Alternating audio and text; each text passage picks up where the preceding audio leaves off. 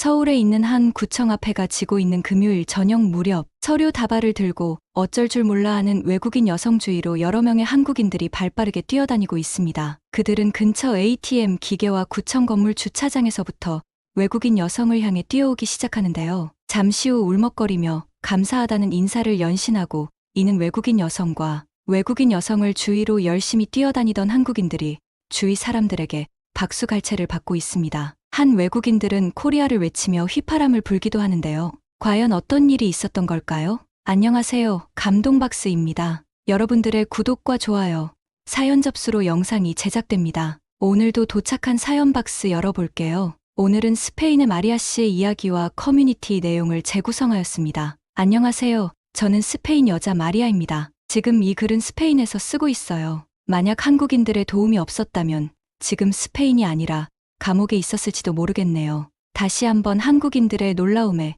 감사의 인사를 전합니다. 전 스페인 발렌시아 대학교를 졸업하고선 곧바로 대기업에 취직해 일을 하기 시작했습니다. 아버지가 어릴 적 암으로 돌아가셔서 어머니와 둘이 재정적으로 힘든 삶을 살았던 가족에게 빠른 취업은 정말 큰 행운이었습니다. 회사 생활은 정말 터무니없이 힘들었죠. 매일 아침이 지옥과 같았고 제가 이렇게 멍청하고 세상에 쓸모없는 사람인가 싶을 정도였습니다. 처음엔 제가 일을 못하고 사회생활을 못하는 건가 싶었지만 몇 달간 아무리 열심히 해도 결과는 전혀 달라지지 않았고 직장 상사의 알 수 없는 괴롭힘과 이해도 되지 않는 업무량은 나날이 쌓여만 갔습니다. 도대체 뭐가 문제였나 싶던 찰나 제 직장 상사가 회사에서 잘리며 그가 모든 문제의 근원이었다는 걸 알게 되었습니다. 그동안 힘들었던 모든 게 직장 상사 때문이었습니다. 들리는 소문에 의하면 몇 달간 비서를 성추행한 걸로도 모자라 회사 자금을 개인 목적으로 쓰기도 했고 심지어는 본인의 업무를 모두 내팽개친 채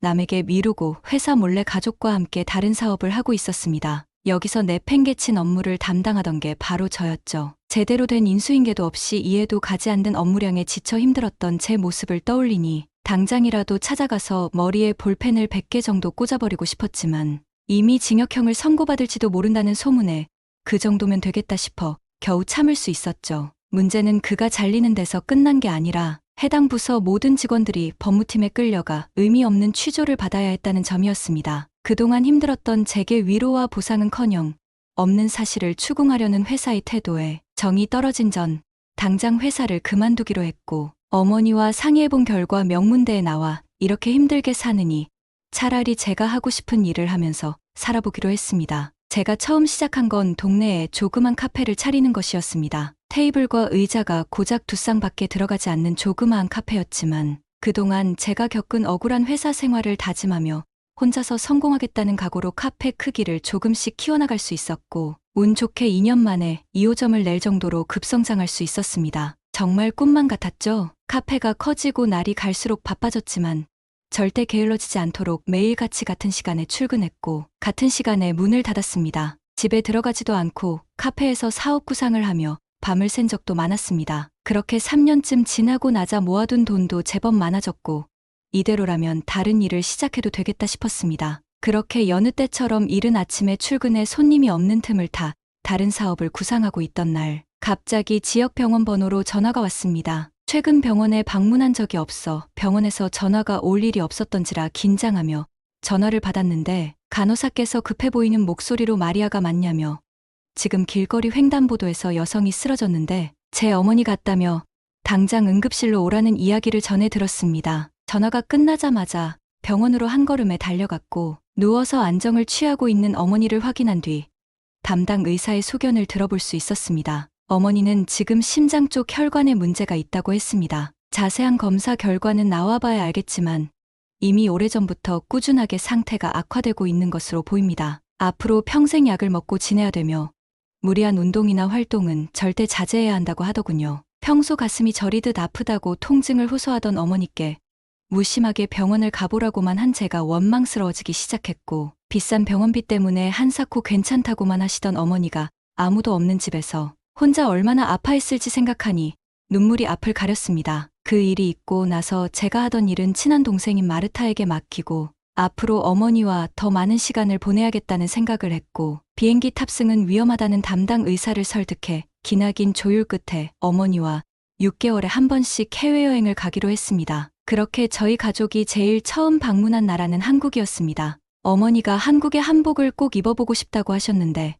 한복이 뭐길래 어머니가 첫 해외여행지를 한국으로 택하는지 궁금했는데 지금은 저도 한복을 색깔별로 4개는 가지고 있을 정도로 한복을 사랑하고 있습니다. 한복은 대부분 색이 고와 보기에도 이쁘지만 재질이나 모양이 고급져 입었을 때 아름다움이 더 잘 나타난 게 특징이거든요. 아무튼 첫 해외여행지인 한국은 정말이지 너무나도 성공적이었습니다. 어머니도 만족했지만 사실 한국 여행을 제일 만족한 건 저였습니다. 한국 여행 11차, 우연히 한국에 있는 유명 기업에서 일자리 제안이 들어왔기 때문이죠. 해외에서 계획하고 있는 한국인들을 위해 창업 성공담을 전해달라는 내용이었습니다. 제일 중요한 조건은 5년짜리 비자를 제공한다는 점이었죠. 제안을 들은 전 고민하지도 않고 어머니를 데리고 한국에서 살기로 했습니다. 마침 어머니도 한국을 좋아하셨고 한국의 의료 기술도 워낙 뛰어났기에 전혀 문제될 게 없었거든요. 문제는 제가 운영하던 카페들이었는데 결혼 문제로 바빠 연락을 못했던 전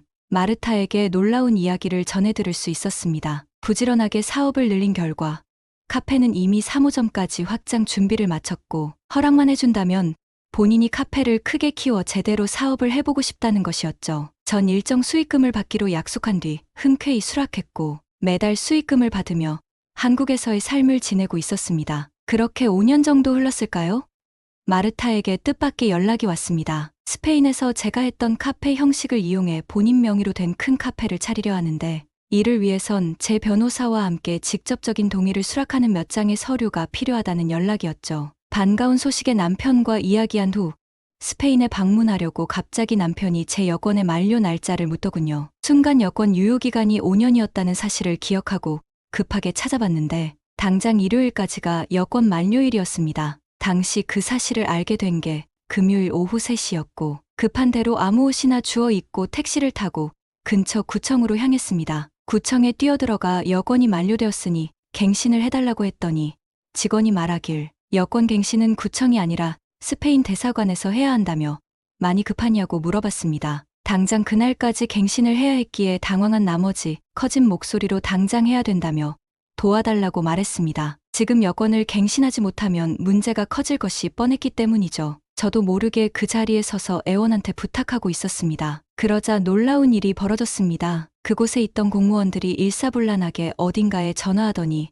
무언가를 다급하게 준비하기 시작했고 절 담당했던 공무원은 지금 친구에게 부탁을 했으니 당장 스페인 대사관 앞에 있는 사진관에서 증명사진부터 찍으라고 했습니다. 그리고 10분 뒤에 구청 앞으로 헬멧을 든 한국인이 오토바이로 나타났고 뒷자리에 탄 저는 영문도 모른 채 헬멧을 쓰고 사진관에 도착해 증명사진을 찍었습니다. 그러자 이번엔 또 다른 한국인들이 나타나 서류와 펜을 주기 시작했고 시간이 얼마 남지 않았으니 빈 공간에 개인정보를 적고 당장 대사관으로 들어가 여권 갱신을 하라는 이야기를 들었습니다. 그렇게 갑자기 나타난 한국인들의 도움을 받은 전 눈 깜짝할 새의 여권 유효기간을 갱신할 수 있었습니다. 그들은 친절하게도 다시 구청 앞으로 절 데려다 주기까지 했는데 도착하고 나니 절 기다리고 있던 구청 직원분들이 다행이라며 함께 기뻐해줬고 절 도와준 한국인분들도 박수를 받고 있었습니다. 본인 일도 아닌데도 불구하고 순간적으로 빠르게 움직인 한국인들도 멋있었지만 짧은 시간 안에 체계적으로 움직이던 한국인들의 모습이 아직도 눈앞에 생생하게 떠오릅니다. 당시 절 도와준 한국인들 덕분에 지금은 스페인에서 잘 도착해 무사히 업무를 마쳤습니다. 한국에 돌아가게 되면 당시 서류 발급 비용도 갚을 겸 구청 직원들에게 식사라도 대접하려고 합니다. 한낱 모르는 외국인에 불과한데 본인 일처럼 신경 써주고 챙겨주신 한국분들에게 다시 한번 감사의 인사를 전합니다. 정말 감사합니다. 어떻게 들으셨나요?